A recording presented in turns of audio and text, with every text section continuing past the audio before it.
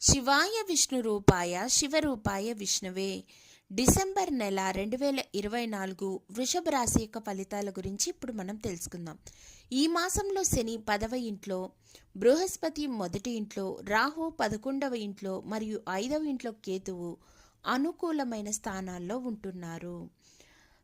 ఆధ్యాత్మిక విషయాల పట్ల ఆసక్తి పెంచుకోవడం ఇందులో కనిపిస్తుంది. అలాగే మీరు చేసే ప్రతి ప్రయాణం కూడా చాలా లాభదాయకంగా ఉంటుంది.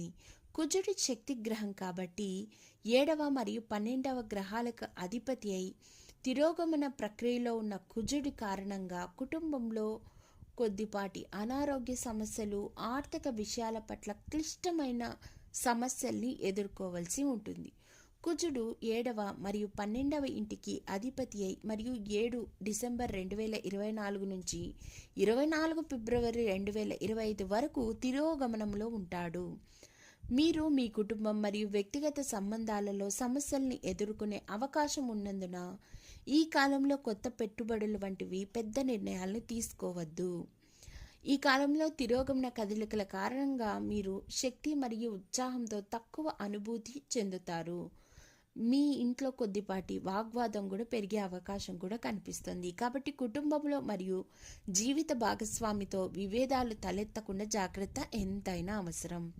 మీరు మరింత సన్నద్ధంగా ఉండాలి మరియు విషయాలు సజావుగా సాగడానికి మరియు మిమ్మల్ని మీరు ఆనందింపజేయడానికి చాలా ప్రణాళికలను నిర్వహించాలి. అంగారక గ్రహం యొక్క తిరోగమన కదలికలో మీరు కొన్నిసార్లు ఆలోచించకుండా తీసుకునే నిర్ణయాలు వాటి వల్ల ఎదుర్కొనే ప్రభావాలు బట్టి తీవ్ర నష్టం అనేది రాబోతోందనే చెప్పాలి. ఎక్కువగా చెప్పాలంటే ఇబ్బందుల్లోకి తెలిసి దిగాల్సిన పరిస్థితులు ఏర్పడబోతున్నాయనే చెప్పాలి. వ్యాపార రంగంలో అలాగే భాగస్వామ్య వ్యాపార రంగంలో ఎలాంటి సమస్యలు తలెత్తినా కూర్చొని మాట్లాడుకొని ఆ సమస్యకు తగ్గ పరిష్కారం చేసుకుంటే ఎంతైనా మంచిది. వ్యాపార విషయాల్లో మిశ్రమ ఫలితాలు గోచరిస్తున్నాయి. డిసెంబర్ 15 తర్వాత సూర్యుడు 4వ ఇంటికి అధిపతిగా ఉండబోతున్నాడు మరియు 8వ ఇంట్లో ఉన్నందువలన మీకు వారసత్వ రూపంలో వచ్చే పితరుల్లోంచి ఆస్తులైతే రాబోతున్నాయనే చెప్పాలి.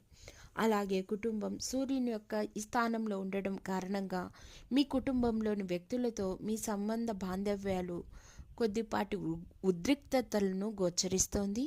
కాబట్టి తండ్రితోనూ, తండ్రి సంబంధపు వాళ్ళతోనూ, తల్లి సంబంధమైన బంధువులతోనూ మాట్లాడేటప్పుడు చాలా జాగ్రత్తగా మాట్లాడడం ఎంతైనా అవసరం.